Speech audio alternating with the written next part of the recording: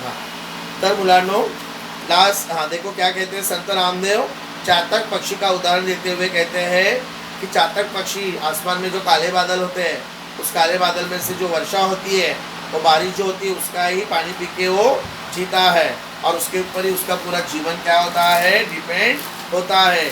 Okay, तो इसलिए इस चातक पक्षी जिस प्रकार बारिश की क्या करता है, विनती करता है, उसी प्रकार वो बड़े एक्साइटली होकर आतुरता से उसकी राह देखता है। उसी प्रकार है पांडुरंग, हे विठल जी, मैं नामदेव एक चातक पक्षी की तरह तुम्हारे दर्शन की बड़े आतुरता से मैं क्या कर रहा हूँ, राह देख रहा हूँ।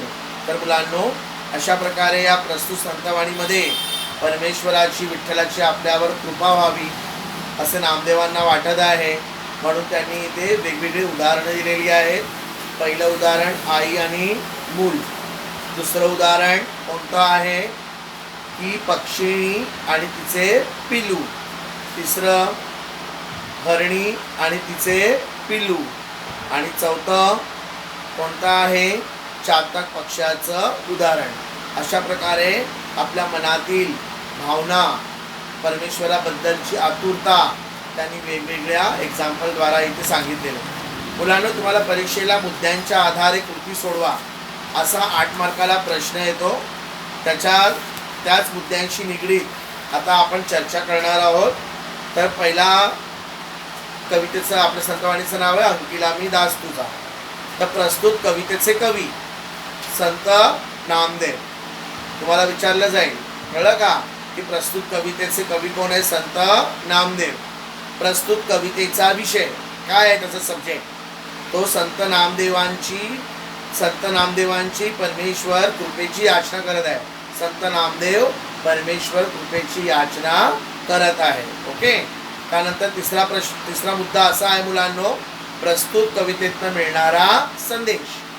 प्रस्तुत कविते से आपको क्या संदेश मिलता है, संत नामदेवांची विठ्ठलावर दृढ श्रद्धा होती। दृढ म्हणजे फर्म, पक्की श्रद्धा, फेथ करायचे, बिलीव ठेवत होते। विविध दृष्टांतातून म्हणजे उदाहरणातून ते आपली मनातली श्रद्धा, भक्ती व्यक्त करताना सांगतात, त्यांना विश्वास आहे की विठू माऊली आईप्रमाणे आपला सांभाळ करेल। ही जी विठ्ठल आहे ती आई आहे, जशी आई आपल्या मुलाचा सांभाळ करते तशी विठू माऊली देखील माझा काय करणार आहे, सांभाळ करणार आहे।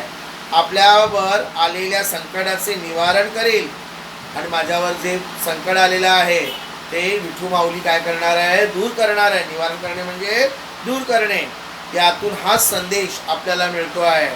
परमेश्वरावर पूर्ण श्रद्धा ठेवून, परमेश्वरावर काय ठेवायची, श्रद्धा, कळलं का, बिलीव ठेवायचा, ट्रस्ट, त्याच्या चरणी लीन झाले पाहिजे आणि त्याच्या चरणाशी आपण नतमस्तक झालं पाहिजे, असा संदेश आपल्याला या संतवाणीतून मिळतो है। तो देखो बच्चों, मैं हिंदी में बता रहा हूँ। संत नामदेव कि विठ्ठल जी को अपनी माँ मानते हुए उन पर उनका बड़ा क्या है, विश्वास, और वो अलग अलग एग्जाम्पल द्वारा अपनी मन के प्रति जो श्रद्धा है वो व्यक्त करते हैं, और उनको विश्वास है कि ये जो विठू माऊली है वो माँ के समान मुझे क्या करेगी, संभालेगी, मेरा पालन पोषण करेगी, और संकट, और मेरे ऊपर जो संकट आया है उसका वो निवारण करेगी, उसको दूर करेगी। और यही संदेश हमें इस संतवाणी में मिलता है। और यदि हमने परमेश्वर पर पूरा विश्वास रखा या श्रद्धा रखना चाहिए, और हमें क्या करना चाहिए, परमेश्वर के कदमों में, उनके चरणों में हमें टोटली कॉन्ग्रुएंट मतलब लीन होना चाहिए, नतमस्तक होना चाहिए। यह संदेश हमें संतवाणी द्वारा मिलती है। नेक्स्ट पॉइंट मुलांनो, प्रस्तुत कविता आवडण्याचे व न आवडण्याचे कारणे।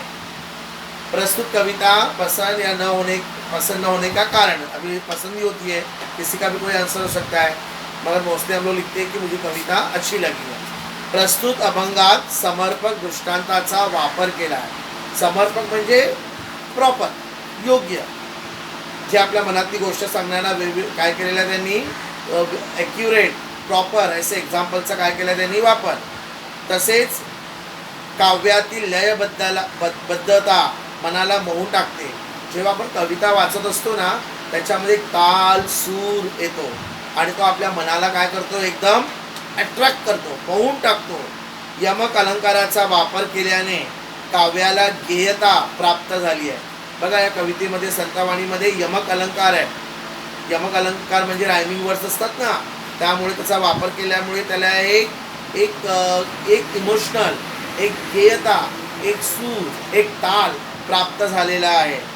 भक्तिरसाने ओतप्रोत असलेला हा अभंग, आणि हा जो अभंग आहे तो भक्तिप्रधान आहे. नवरस असतात, कळलं का? भक्तिरसाने हा अभंग भरलेला आहे. इथे भक्ती दिसते आहे विठ्ठलाबद्दलची, विठ्ठलाची उत्कटता व्यक्त करतो आहे अभंग. आणि विठ्ठलाप्रतीची जी उत्कंठा आहे, जी तीव्रता आहे, ती इथे आपल्याला दिसून येते आहे. तो देखो बच्चों, ये कविता क्यों अच्छी लग रही है, उसके कारण तो प्रस्तुत अभंग में या संतवाणी में समर्पक उदाहरणों का उपयोग किया गया है, और इस कविता में एक लयबद्धता हमारे मन को छू लेती है. यमक अलंकार राइमिंग का इधर इस्तेमाल करने के कारण इसमें एक सुर ताल प्राप्त हुआ है, और ये संतवाणी भक्ति रस से क्या हुई है, भरी हुई है. और विठ्ठल भक्ति की चरण सीमा या उत्कटता या तीव्रता यहाँ व्यक्त हुई दिखाई देती है. ओके, तर अशा प्रकारे तुम्हाला परीक्षेला हे येणार आहे. तर यामध्ये शब्दार्थ पण येणार. शब्दार्थ आपण डिस्कस केलेलेच आहेत, आणि त्याच्यानंतर तुम्हाला 2 ओळी दिल्या जातील. त्या 2 ओळींचा काय लिहायचं आहे तुम्हाला, अर्थ. ओके, तर अशा प्रकारे आज आपण अंकिलामी दास तुझा ही नावाची काय बघितलेली आहे, संतवाणी. ओके, तर मला वाटतं मुलांनो ही कविता तुम्हाला फार आवडली असेल. याचं पुन्हा पुन्हा वाचन करायचं आहे, त्याचे शब्दार्थ पाठ करायचे आहे, ओळींचा अर्थ तुम्हाला करायचा आहे. तर या कवितेमध्ये आलेली जी काही ॲक्टिव्हिटी आहे ते आपण बघूया. कृती समोरच कविता आहे आणि समोरच कृती दिलेली आहे. खालील पाठाच्या कवितेच्या संतवाणीच्या आधारे कृती केव्हा घडतात ते लिहा.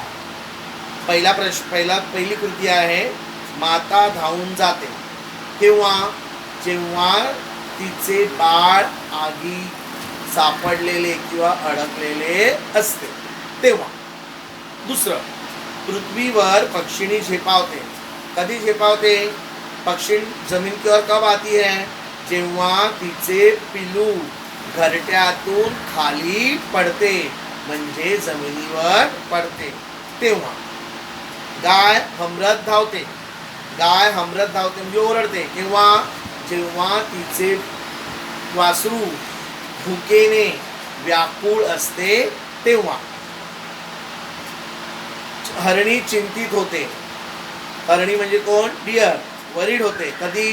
जेव्हा त्या हरणीचं पाडस जंगलात लागलेल्या आगीत अडकलेली असते तेव्हा.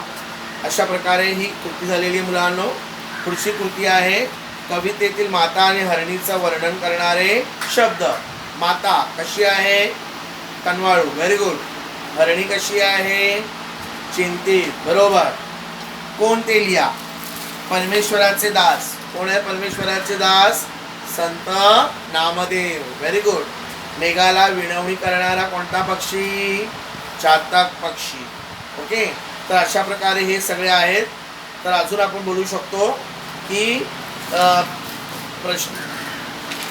तर त्यानंतरचं आहे की काव्य सौंदर्य तुम्ही बघितलेलं आहे. आई, प्राणी, पक्षी, मातृप्रेमाचे कवितेतून व्यक्त झालेले वर्णन. म्हणजेच तुम्हाला काय करायचं आहे, जे स्टँजा आहे पहिले 2-4 ओळींचा अर्थ म्हणजे आईचं वर्णन आहे. जसं त्या आईचं बाल आगीत सापडलेलं असतं ते. प्राणी म्हणजे कोणकोणत्या प्राण्यांचं आलेलं वर्णन. गाई आणि तिचं वासरू, हरिण आणि तिचं पाडस हे प्राणी आहे. पक्षी म्हणजे कोणते पक्षी? इथे पक्षिणी आणि तिचे पिल्लू. चातक पक्षी आणि मेघाची वाट बघतो, काळ्या मेघाची, पडणाऱ्या पावसाची, हे प्राणी आलेले आहेत. ओके.